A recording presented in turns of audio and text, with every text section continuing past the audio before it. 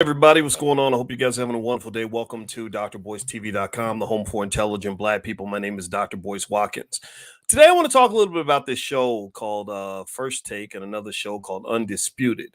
And there have been some interesting adjustments on this show. These are sports shows, and I have some perspectives on it. You saw Shannon Sharpe just left Undisputed, and he went over to First Take, and then Undisputed just added some other co-hosts. But there's a part of the story that really isn't being covered that much by media. The part of the story that I think reflects the Black man's perspective. And also, I'm going to give you some financial angles to kind of look at. So get comfortable, buckle up a seatbelt. We're going to get started on drboycetv.com right now.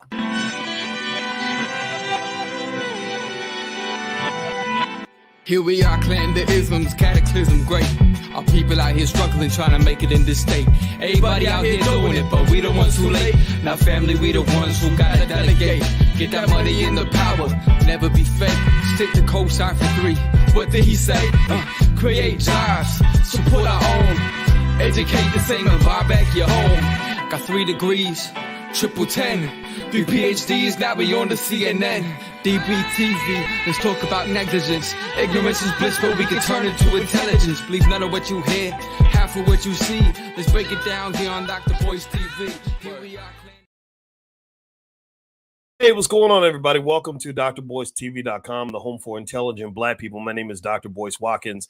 And today I wanted to talk a little bit about sports and the business of sports and the business of Black men in sports. And apparently there's been a new emerging industry of Black men who formerly played sports, talking about champions, gladiators, outstanding athletes who are now, making a couple dollars doing commentary on various sports networks. Of course, these networks are white owned. We tend to feel more comfortable when we're owned by white people. We know what it is. Come on, I'm not being cynical, but y'all know that's true. Come on now, give me a yes if you get what I'm saying. But out of respect for these guys, I think they're very good at what they do. I think that they're much more valuable than their paychecks might suggest.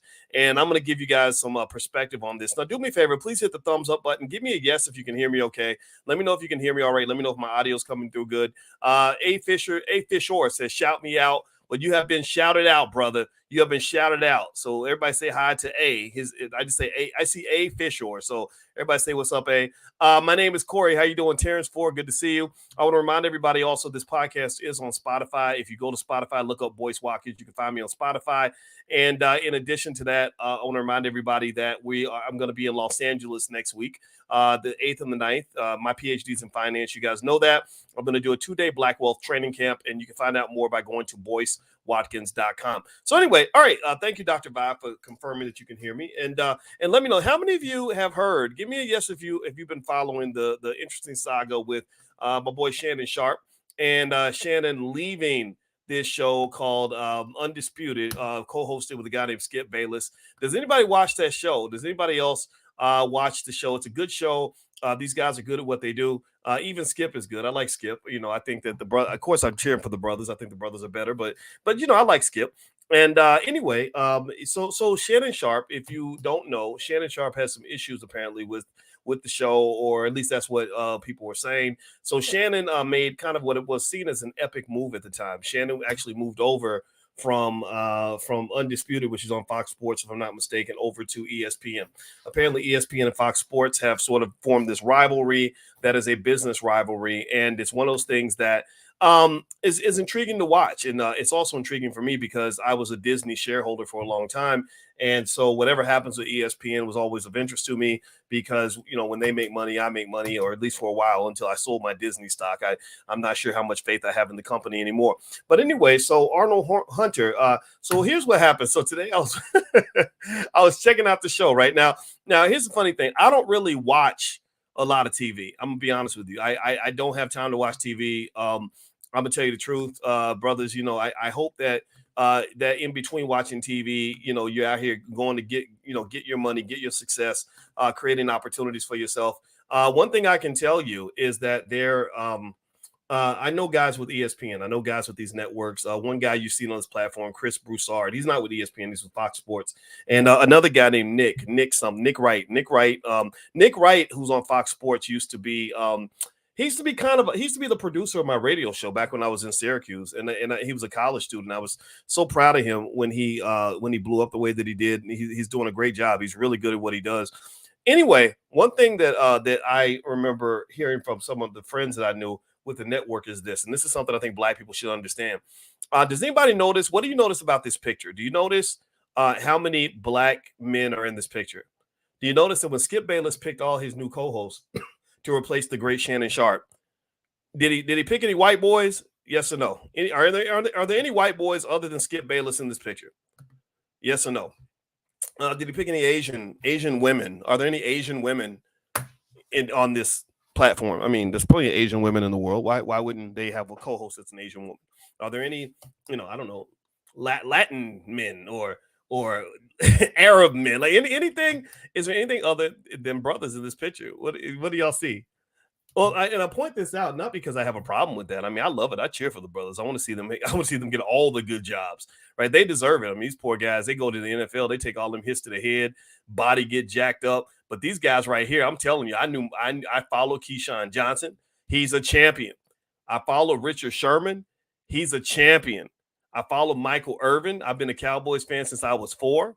He's a champion. These are some great athletes, and Sherman is one of my favorites because Sherman ain't just a champion on the field. He's also a brilliant young man. So anyway, the interesting thing about this picture to me is that this reflects something that a Tweety Bird told me who worked for one of the major networks. And one of the things that he informed me of is that a lot of these networks feature lots of Black men on these shows because this started when Obama was president. And they said that the Black male unemployment rate was incredibly high. They noticed that Black men, they talking about you now. They're talking about you. They said they noticed that Black men, because they are the most likely to be unemployed, they're also most likely to be the ones sitting at home on the couch during the day watching ESPN. Did y'all know that? How many of y'all knew that? How many? I bet you didn't know that. I bet you didn't know that. So the networks, these white-owned networks that study Black people, that study what we do and how we behave and what we watch, because we watch more TV than everybody else, they said, wait a minute, there are lots of Black men sitting at home watching sports all day and watching these talk shows, so we're going to get Black men on the air because they can speak that language. And so I'm not saying this is information for you to be outraged about. I'm not saying this is something that should make you hate ESPN. I'm simply stating something that should be a matter of just, factual information that you kind of put in your pocket to understand the bigger picture. Okay. So I watched this Undisputed show. I've seen it before. I've seen Shannon Sharpe on there. He does a great job. I've seen I saw the new guys. Again, I know all these players because I'm a sports fan, man. I love all the sports. I played my whole life. I played every sport. I played basketball, football. I didn't do baseball. My biological father was a great baseball player, but he wasn't around to raise me. So I never learned how to play baseball. But I did do track. I did football, basketball, and track. So I've always been a big sports fan.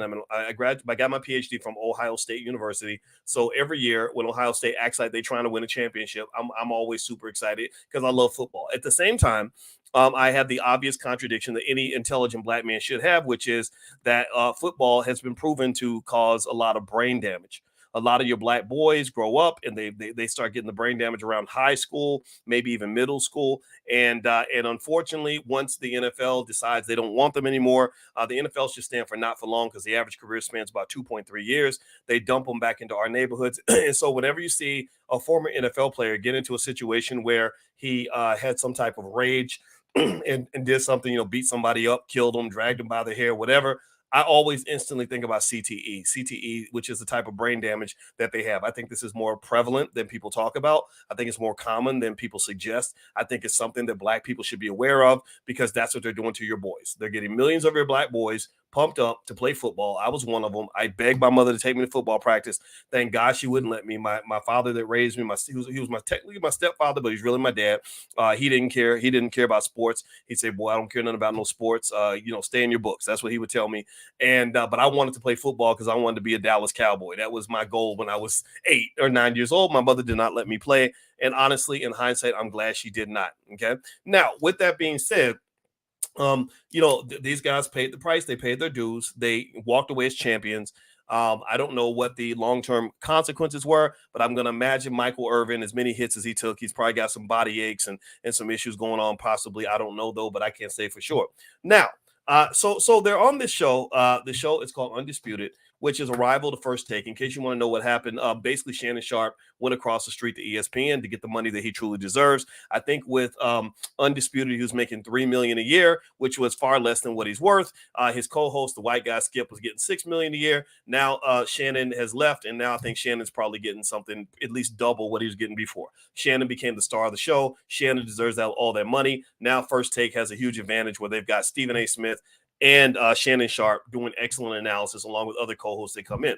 At the same time, I'm going to argue that Undisputed got better too. Undisputed brought in some really great guys. I can't say I'm as familiar with Keyshawn Johnson's commentary, but I do know Michael Irvin brings energy. He understands what it means to be on camera. He was always interesting and animated, even as a player. Richard Sherman is super smart and has a lot of energy too. So it looks like a great show. It actually looks better, honestly. I would say those three guys together is better than just Shannon Sharpe by himself. That's what I'm going to go ahead and speculate and say. Now, with that said, though, I'm going to say this.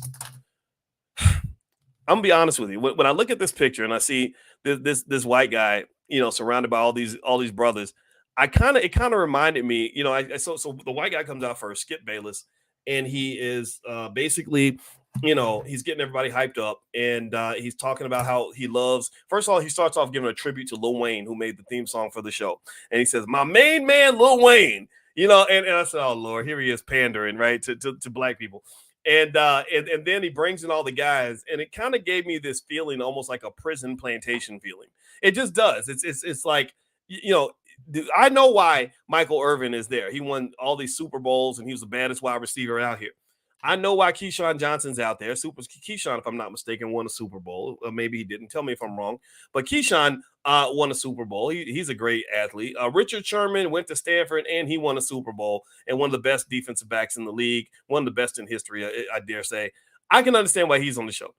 I'll admit I don't understand why the little tiny white guy's on the show, other than the fact that he's the boss. He is the headmaster. He is the overseer of the prison plantation. That's what it feels like. It has that feel, that same type of energy, to be honest with you. And I'm going to be honest and say that it irks me just a little bit. I'm not saying that it's bad. I'm not saying he doesn't have a right to be there, but actually from a different demographic standpoint, you kind of need the white guy to be in there to represent that part of the demographic, right? Black people are not the only ones who watch sports. So maybe having him there kind of balances things out in a good way, but it does feel like a prison plantation. I'm not going to lie. The other thing that's interesting here in terms of shows like this, and it's very important to understand this from a business standpoint, is that even though they put lots of black people on these shows, these are not your shows. You might think that a show is a black show because they've got black people on it, right? A lot of people think that Black Panther is a black movie because they have black people on it. Just like a lot of people thought the show A Different World was a black show because they had black people on it. And what you want to make sure you understand is that this ain't your show. This is not a black show. This is a white show that has black characters, that has black personalities on it, that is leveraging black talent. It is not much different from watching the Dallas Cowboys play, where you see the brothers on the field, but Jerry Jones sitting up in the owner's box. It's no different from almost any other sport where you see the black guys doing all the work and the white guy owning the actual business, or go walking into your favorite car wash and you see all the brothers working and washing cars. And then, Mr. Charlie comes in and collects all the money and walks away after he gives everybody their tiny little cut. And so effectively, one of the things that's left to be desired is, I think, long term, there should continuously be conversations about black-owned media. There has to be black-owned media, because effectively what's happening is that, according to Dr. Claude Anderson, the author of Powernomics, you consistently, as black people, engaged in what he refers to as the doctrine of unequal exchange. The doctrine of unequal exchange basically says that you're giving other people more than they're giving you. You give them this much, you give them this much, they give you that much, right? And the transaction works in their favor. Why? Well, because there's a balance of power in terms of mindset, right? We raise our boys to be football players. They raise their boys to be football team owners. We want to go work for the Dallas Cowboys. They actually created the Dallas Cowboys, right? We want to go and be seen on TV and be flashy, whereas they don't want to necessarily be seen on TV. They want to own the TV network, right? So it doesn't mean that there's anything wrong with with what these guys do. I think that black men and black women have extraordinary athletic talent. Somebody asked me earlier, did I see the 4x1 in the World Championships? Heck yeah, I did. You know I did. I saw the women, Sha'Carri Richardson sprinting across that line. Literally Sharika Jackson made up no ground on her. Sha'Carri's amazing as a sprinter. I also saw my boy Noah Lyles finish up the 4x1 in extraordinary fashion. He's the world champion in the 100 meters, 200 meters, and the 4x1. Noah Lyles is a bad boy. If you haven't checked out Noah Lyles, I encourage you to do that. I saw all these things, and that is an expression and an exemplification of the extraordinary nature of black talent. We are the most talented people on the planet, particularly because we've gone through the most, right? No other group of people can say that they've gone through the Middle Passage, brutal slavery, Jim Crow, mass incarceration, and the war on drugs, and still came out shining, right? I think that says something special about us. That says that we're amazing in that way, and I think that sports is one reflection of that, right? But one of the challenge that we have is that we get stuck in a situation where other people seem to get more of the benefits than we do, right? We get the sort of celebrity power, they get the institutional power. Celebrity power is nice, but it tends to be individualistic. It's one guy sitting up there saying, look at me, right? Institutional power is where you can literally create thousands of jobs. If you look at ESPN's interesting to me because right now Disney, which I was a shareholder in Disney for a long time, is selling a stake of ESPN. Amazon is thinking about buying a stake in ESPN. And in a way, it ends up looking like, not to say that it is, but it ends up looking like Disney saying, hey, we've got this network. We've got a bunch of Negroes on this network. We will sell our Negroes to you for a certain price.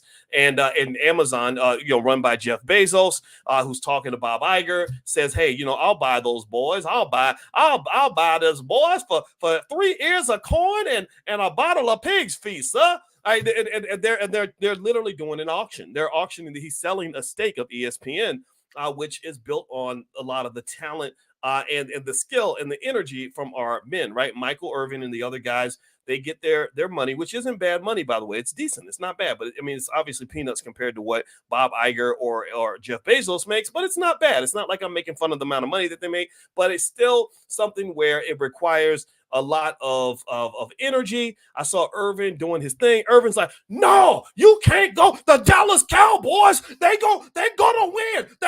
Dak is your quarterback. Dak is your right. Like that's the theatrics. Do you understand? Do y'all get what I'm saying? I'm not trying to be funny here. I'm trying to be honest, right? These are the theatrics that we see from the drunk uncle at the barbecue, right? A lot of us grew up around that, right? So we like that, right? We love that. We love to see it. But the thing about it is I think that sometimes as black men, we got to stop and kind of ask ourselves, is somebody just basically marketing what could be defined, not to say that it is, but it could be defined as almost like a type of buffoonery. Right? They like the entertainment. They're like, why don't you act black? So if you show up and you're black and you just say, I don't really want to yell. I ain't really trying to entertain white folks like that. I'm not trying to be a cartoon character. I'm just a human being. Like I say, and I've been on some of the ESPN shows, by the way. I was on a show, Stephen A. Smith had a show called Quite Frankly with Stephen A. Smith. And even though I know that Stephen A. Smith takes legitimate criticism from a lot of people, including my friend Willie D., Stephen A., I will tell you the truth, his staff treated me extremely well. I was on there maybe 2 or 3 times. Once I was on there with him and Method Man and Damon Wayans was there and stuff like that. And I liked the fact that I was able to go in this space as a black man and have them just say, hey, Dr. Watkins, what do you think about this? Dr. Watkins, what do you think about that? And that to me it was a nice balance in the sense that it allows us to remember that black men are more than just loud, audacious athletes, right? There's more than one way to express your manhood, right? There's more than one way, right? You can do the Michael Irvin, like, no, the Cowboys are coming back. The Cowboys, Jerry Jones, we want to get Jerry Jones a championship. They won 12 games last season, right? All that extra energy, I think that puts us in a little bit of a box. It puts us in a little bit of a box because as black men, we tend to only get certain opportunities with white-owned media if we show up in a certain way. Give me a guess if you know what I'm talking about. Black men tend to get opportunities. I can explain. Y'all want me to explain? Y'all want me to break it down for you real quick? Because I'm a finance guy, so I put things in categories. I'm a statistician. I see right. So here's what I see. Black men, you ready? Black men tend to be most famous if we do the following. If we can show up and bust a rap like Lil Wayne did, or he did it on the show. if we can throw a football like a Michael Irvin or catch a football, dribble a basketball like LeBron or something like that. Tell a joke. They bring black comedians onto ESPN sometimes. What's another one? Dribble basketball, throw a football, tell a joke, bust a rap. That's pretty much it. Those are the main areas, right? Those are the main areas that black men tend to get recognized the most, right? So when you show up and you say, no, I can't, I don't run the 40-yard dash in 4.4 seconds. I can't dunk a basketball. No, I'm not 6'8", 240 pounds. I'm not very funny. No, I can't rap like Lil Wayne.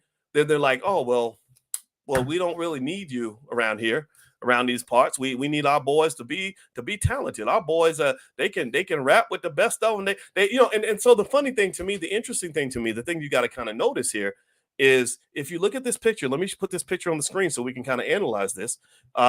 If you look at this picture, look at those three guys on that screen. And I say this with all due respect to everybody that's out there doing this, right? So I love these guys. I really do. So I want to make that clear.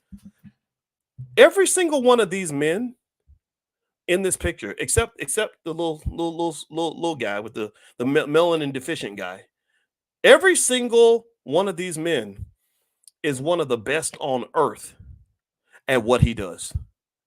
Every single one of these men had to be literally 1 in 100,000. Every single one of these men is exceptionally strong, exceptionally fast, exceptionally skilled. Every single one of these men has won a Super Bowl. I mean, do you know how hard that is? It's hard as hell to win a Super Bowl. So the thing is, what this does, unfortunately, for black men, for the non 6'4", 240-pound black men out here, is it says that in white-owned media and white-owned institutions, there's really not much of a place for you, right? There's not much of a place for you because if you're not showing up as the athlete, the rapper, or the comedian, in many cases, they don't have an opportunity for you. They don't have a space for you. They don't understand where your value might be. And I personally, honestly, I'm going to tell you the truth, I kind of resent that. I resent that. And one of the things I appreciate about Stephen A. Smith's show was I enjoyed the fact that I had black men who did play their sports, but Stephen A. would also bring in other black journalists who were super smart guys who knew what they were talking about. He would bring in doctors and scientists and lawyers and professors. And it's like, wow, this is cool because we're learning that the black man is more than just an athlete. He's more than just a comedian. He's more than just a rapper. Right. And I don't know if most American institutions really believe that or get that. Okay. Now, anyway, do me a favor. Please hit the thumbs up button. Thumbs up, share, subscribe. You're watching drboycetv.com, the home for intelligent black people. My name is Dr. Boyce Watkins, and I have a new book out. It's called The 10 Commandments of Black Economic Power. You can get a copy at my website, boycewatkins.com. Also have other book series like Black American Money, things like that. In fact, if you want to get autographed copies of my books, we have a family business. All right, my kids run the family business, and they can actually ship you an autographed copy of the book. Just go to drboycebooks.com and just click on the section that says autographs. Also, I'm going to be in Los Angeles next week doing a 2-day Black Wealth training camp. And it's mostly, I'm going to center this one mostly around, of course, we could talk about stocks and stock options and all that, but I'm centered mostly around brand building, independent brand building, independent platform building, independent monetization of your talent so that you don't end up having to serve these institutions. You can actually create institutions of your own. Because remember, the NFL started off with a bunch of guys who got together and they were selling teams like the Cleveland Browns and the Green Bay Packers for like $100, $200, Chicago Bears, $50. And now they became these amazing institutions that we're all trying to work for. Well, I want our kids to do that now. I want our people starting these institutions. I want our people starting these sports leagues. I want us to shift our mindset and start thinking more in terms of ownership than in terms of just looking for the best job available. Okay. So no disrespect to any of these guys. That's just my 2 cents. Okay. So let me see here. Let me go through some of your questions real quick so we can kind of so I can kind of address some of that. Let me see here. Someone says the white guy in the middle, Skip, can be average and succeed in America. Right. That's it. Right. So that's the funny thing, right? All three of those guys in that picture are the best on earth at what they do, damn near. I mean, talking about top 1% of the top 1%. The melanin deficient guy, that's just a regular guy. That's just a regular guy. Or like Chris Rock said, he said, I live in a neighborhood with Mary J. Blige And somebody else famous, he said, that lives in his neighborhood, all these super famous people, he said, I had to be one of the best in the world at what I do to live in that neighborhood. Mary J. Blige had to be one of the best in the world. He said the other guy's just a dentist. He's not the best dentist in the world. He's not a super dentist. He's not an amazing dentist. He's just a regular dentist, right? And so I would, my goal, my dream is to say that at some point I'm hoping that we can have a space where the black guy who becomes the dentist can have the same lifestyle as the brother who played in the NFL, right, or the NBA. There's not enough space for everybody, and I really think that that's a problem. I also, let me just say this as a side note, I was really happy to see Michael Irvin on that show. I don't know if y'all saw, but Michael Irvin, they did him dirty. They falsely accused him of doing something with this lady, and she made up a story, and they didn't even validate it or verify it, and they just fired him from the NFL Network. Pretty much fired him, if I'm not mistaken. They let him go, suspended him, something like that, and he was very upset about it. And my heart went out to him in that situation, because I think that was something that's relatable for a lot of brothers. This is why I tell you, don't let your son grow up and not know how to start his own business. Don't let your son grow up thinking he could just work for other people for the rest of his life, because at some point life is going to slap him in the face and treat him unfairly. And you want him to have an option. You want him to have an out. You want him to have a solution that does not involve just sitting around and smoking weed and laying around with women and wasting his life because he's given up on life, right? You want him to be able to say, okay, you know what? I can't, you won't let me through the door. I'm gonna either bust through it, or I'm gonna go around, or I'm gonna go over, or I'm gonna go under. I'm gonna create a path for myself. And this is a good sports analogy. I was talking to a young black man, and I said, in life, a black man needs to be a playmaker. I said, you know what a playmaker is? He said, yeah. I said, yeah, you want to be a playmaker. A playmaker is a guy who can create his own opportunities. A playmaker is a guy who can take an ordinary situation and make it into something special. A playmaker is like in football, Deion Sanders was a playmaker because he could take a boring game and make it an exciting game. So your son needs to be a playmaker, an economic playmaker. An economic playmaker is a guy who can take a situation where it looks like there is no money and he can find a way to get money. An economic playmaker is a guy who looks around and if somebody says there's no opportunities, well, he can make an opportunity, right? So train your children things like entrepreneurship and investing, so that when they get older, they can become economic playmakers, so that just in case white America doesn't open that door and roll out the red carpet because he got the bachelor's degree and the MBA and all these other credentials where he deserves the job, you want him to be able to go in there and create the job. Do you understand what I'm saying? You have to be an economic playmaker if you're black in America. You cannot lean on systems. Again, just like in sports. In sports, they have systems where you decide who's going to get the ball and how many dribbles they got to take and all this other stuff. Well, the system ain't built for you. The system's not designed to give you the ball, black man. The system's not designed to let you dunk it. The system's designed for him to dunk. Your job is to be the cheerleader, the water boy, or to maybe make the assist. That's the best, the best part. The best role you'll get in that system is to pass the ball so somebody else can dunk it. Some of your kids are smart enough where they should be dunking the ball themselves, but they have to understand that the system's not designed to give them the ball. So economically speaking, I think that when we get in these corporations that we work for, we get these funky little jobs that treat us like crap, make us second-class citizens, leave us at the bottom of the barrel, don't give us opportunities, keep us at the back of the bus. You have to be able to figure out what your move is going to be. And I like, since we're talking about sports, I like sports analogy. I literally think about sports in terms of regular life, because I told you I love sports. I'm not just pretending. And I can tell you that a person who has different moves is very, very hard to play defense on. White supremacy is your defense. White supremacy is the defensive line. White supremacy is the defensive system that's designed to stop you. And the more moves you have, the more plays you can run, the more things you can do, the more likely you are to get past the defense. But if your only move is fill out an application and get a better job, or if your only move is let me find a white man that'll hire me, or if your only move is, gosh, I hope that these corporations will treat me right when I get that job, then you're going to kind of have a lot of frustration. You just are, and I think that they train us as kids to just depend on the system because they don't want you going nowhere. They need you. They need you the same way ESPN needs all these Negroes that they have on these shows. They do. They need these black guys. Without these, seriously, give me a yes if you know what I'm talking about. Without these brothers, this show does not have legitimacy. Skip Bayless is smart. Skip Bayless knows that having these three black men on this show makes him relevant. It brings him back. It gives him credibility. They need you. So they need you to believe that you need them. But I'm here to tell you right now, I don't think you need them as much as you think you need them. I'm just telling you, like, you really think Richard Sherman needed a Skip Bayless to become Richard Sherman?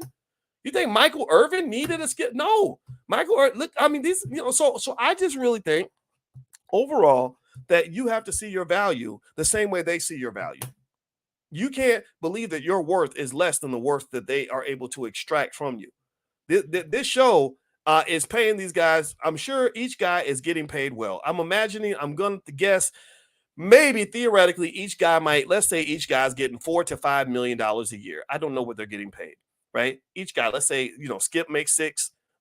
He's the white guy. Of course, he's going to get the most because that's just how they do stuff, right? Let's say Irvin and the other 3. Let's be generous. Let's say they each get $5 million. Shannon Sharpe only got 3.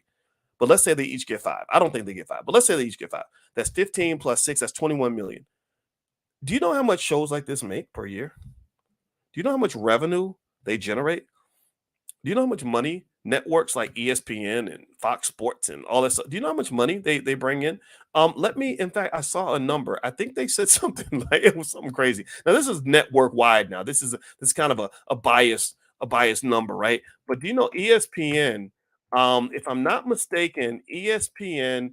I saw a number somewhere that said ESPN makes something like $500 million a month or more or something. But you know what? Let me double check. Or maybe it's almost $1 billion. Here, let's see. In the first half, Disney Cable Networks divisions led by ESPN generated $14 billion in revenue and $3 billion in profit. But that's all of Disney's cable networks. Okay, so let's see here. Is ESPN profitable for Disney? The sports juggernaut. Now this is ESPN though. This is not Fox Sports, right? So I can look up Fox Sports because Undisputed is on Fox Sports, but ESPN has first take. So he said the sports juggernaut continues to earn billions of dollars for Disney, but profits are down and opportunities for growth have dwindled. That's why ESPN had all those layoffs. If you remember, the reason that these guys are going over to Fox Sports or going over to Undisputed is because ESPN had to lay a lot of people off because Disney was overspending. Their shareholders are giving a lot of pushback for overspending their money. But overall, I don't know. Let me see if I can find ESPN quarterly revenue. Let me see if I can find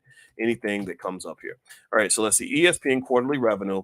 It says, okay, Yahoo Finance says ESPN used to be Disney's cash cow.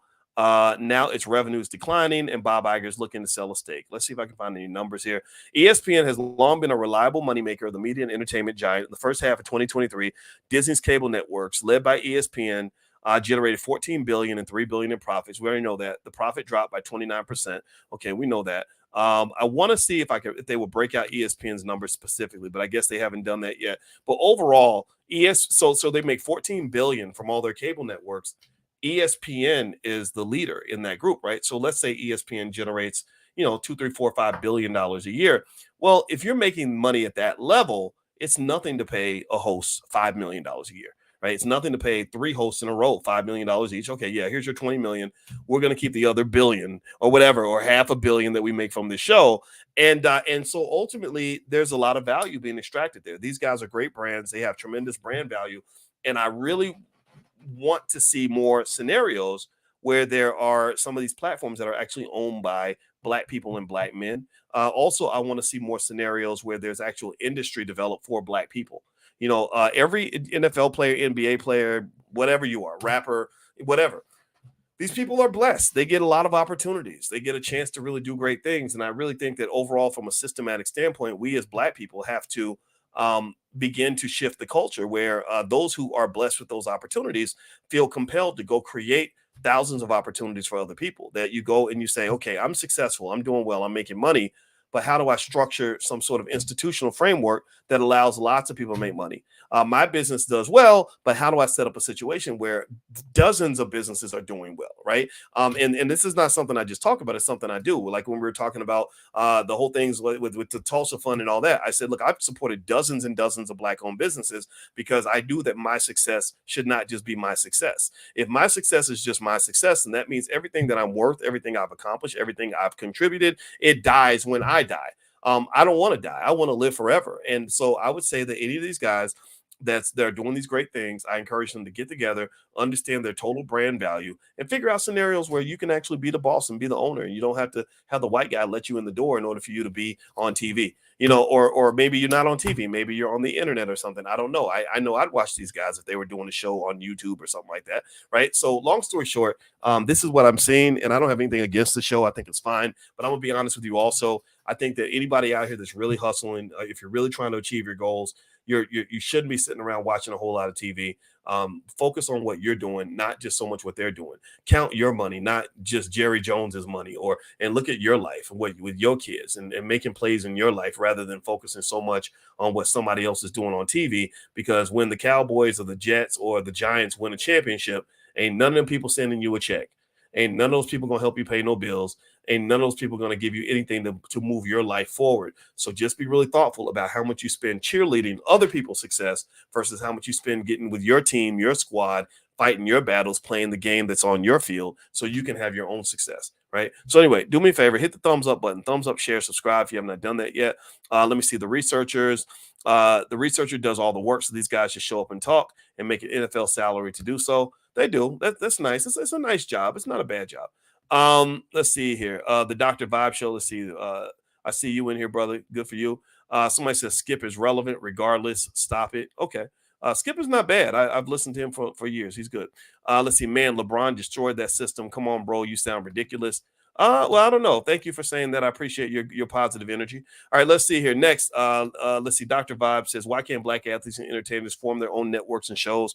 I think that some of it comes down to a lack of it's culture. It's economic culture. So in my book, The 10 Commandments of Black Economic Power, I talk about the fact that your outcomes, a large part of your outcome in life economically is determined by how you were raised. So if you are raised in a culture that doesn't talk about business ownership, then you probably won't own a business. If you're raised in a culture that doesn't talk about the accumulation of power, well, guess what? You won't have much power. If you're raised in a culture that doesn't talk about investing, then guess what? You're not going to be much of an investor, right? A lot of guys that play football at a high level, think about this. The guys that play football at a high level, they probably got introduced to football when they were like 4. Right, give me a guess if you know what I'm talking about. It got guys that play basketball in the NBA. They were probably introduced to basketball before they could walk, right? So if you want to win the game of economics, your child has to be introduced to economic power before they're 4 or 5 years old. Most of these little guys, like the Sumner Redstones, the family that owns BET, stuff like that, they get introduced to economics early because they don't have any illusions that they're going to go to the NFL or the NBA. The idea or the dream that of playing a sport for life and making millions of dollars playing a sport, that's a pipe dream that only black men really adopt en masse. Little Jewish kids don't grow up typically thinking that way, but they do grow up. They don't grow up thinking about becoming an athlete. They grow up thinking about how to own an athlete. Right. So ultimately, I encourage you to understand positioning is everything. And so when you talk about how you raise your kids economically, put that in their head early. Don't get them caught up in the stuff that everybody else gets caught up in, because what happens is that when you have all these athletes, all these 10 million black boys all trying to get, 200 jobs or whatever in the NFL or the NBA, then you have millions and millions of wasted talent, millions and millions of boys that don't know what to do with themselves because they can't play sports anymore. And what I encourage you to understand is that sports is a transferable skill. When I couldn't, run track in college, I wanted to run track in college. I wasn't fast enough. Thank God I wasn't. When I couldn't run track in college, I just took the same skill, planning, energy, and whatever, and hard work it took to play a sport, and I applied it to my academics. And so I became an academic athlete, and I became one of the best on campus. I had the highest grade point average of every single student on my entire campus. And so ultimately, effectively, what I'm saying to you is that all these skills that these little boys have, they can do a million different things. It is much, much easier to be a doctor or a lawyer than it is to be an NFL player. Believe me, I just got finished chatting on Twitter with Myron Rolle. Myron Rolle is Dr. Myron Rolle now. He was drafted in the NFL. He was an All-American at Florida State. He passed up the NFL for a couple of years so he could go become a Rhodes Scholar. And Myron hit me up on Twitter. I don't really reach out to people that often. He reached out to me and we started talking. And I told you, I said, man, I have a lot of respect for you because you showed people that the same thing that made you great on the field can also make you great off the field. And that's what I'm talking about. That's what a black man's made of. That's who we are. That is who we are. We are the gladiator and we are the scientist. We can be the big, strong goon if we want to be, but we can also be the brilliant, super smart, intelligent, creative strategist, right? We can run the 40-yard dash in 4.4 seconds, but we can also get a perfect score on the SAT. Why does one have to supersede the other? Why does being good at sports have to mean that you can't be great at everything? That's all I'm simply saying. And I think that as black men, we should take that personally, right? So anybody out here who's a football coach or a community leader or you work at the community center with the little boys, tell them that, we're going to work hard on the field, but we're going to work triple hard off the field, right? We're going to, the same energy we put into winning football games, we're going to put this into winning the game of economics. We're going to start businesses while we're doing our football camps so that when these guys get older and they say, man, I wasn't fast enough to make the team at the college level, but I can't still hang with my boys who are going to the NFL, and I can become the manager, the lawyer, the agent, or whatever, or start some business that benefits from the multi-billion-dollar sports industry so that they're not stuck in a space where they're surrounded by strangers who don't actually love them. So that's what I believe. That's my 2 cents. And I think LeBron James is a great exception to the rule. Unfortunately, there should be more LeBron Jameses. So I don't have any issue with what LeBron is doing. I love what LeBron's doing. I think he's doing exactly what we talk about here. But y'all know the truth. A lot of guys don't do that. A lot of guys are not doing that, right? So we have to do more of that. Anyway, all right, so I'm out of here. Do me a favor, thumbs up, share, subscribe. BoyceWatkins.com. I have a special Telegram channel for Black investors. You can go to drboycetelegram.com to join that. Or also, I send out profit alerts in terms of stocks that I'm buying, things like that. If you'd like to get those sent to you via text, just text the word stock to 31996. Text stock to 31996. Also, I'll be in Los Angeles on the 8th of September and the 9th for a 2-day Black Wealth Training Camp. And I'm also going to be in Austin for the Wealth and Power Summit at the end of September. And in addition to that, we got the All Black National Convention happening shortly after. So if you want to get some free stuff or know about some of these events, just go to BoyceWatkins.com. And don't forget, this podcast is on Spotify. So just look up my name. You can find it there. All right, everybody, hit that thumbs up button on your way out. I'm gone. Have a wonderful day. God bless you. And I wish Michael Irvin and Richard Sherman and Keyshawn good luck on their show. And I wish Shannon Sharpe the best as well. So I'll see you guys soon. Take care. Peace.